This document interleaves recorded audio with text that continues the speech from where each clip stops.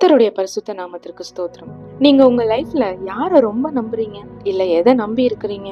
உங்களுடைய பிளான்ஸ், உங்க டேலண்ட்ஸ், இல்ல உங்களுக்கு பிடிச்சவங்க மேல ஈஸியா நம்பிக்கை வச்சிருவீங்க. இது எல்லாமே காட் கொடுத்த கிஃப்டா இருந்தாலும் இது எல்லாமே ஒரு கட்டத்துல நம்மள கைவிட்டுரும். நம்ம நம்பிக்கைய முழுசா தாங்குற சக்தி யாருக்குமே கிடையாது.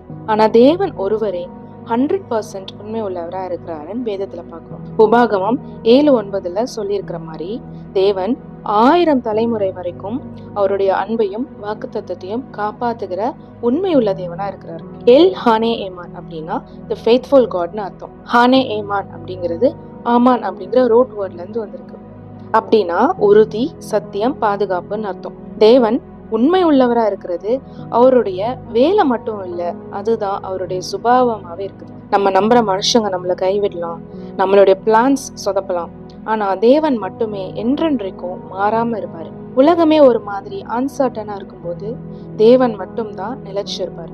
அவர் நம்மை தாங்குவார், நம்மை நடத்துவார், அவர் சொன்ன வார்த்தையை காப்பாத்துவார். 2 தீமோத்தேயு 2:13 நாம் உண்மை இல்லாதவர்களா இருந்தாலும் அவர் உண்மை உள்ளவரா இருக்கிறார்னு வாசிக்கிறோம். நம்ம விசுவாசம் கூட அப்பப்ப தடுமாறலாம், ஆனா அவருடைய அன்பு ஒருபோதும் மாறாது. நம்ம பலவீனமா இருக்கும் போது கூட அவர் நமக்காக நிற்பார். அவர்தான் எல் ஹானே ஏமான், தி ஃபெய்த்ஃபுல் காட்.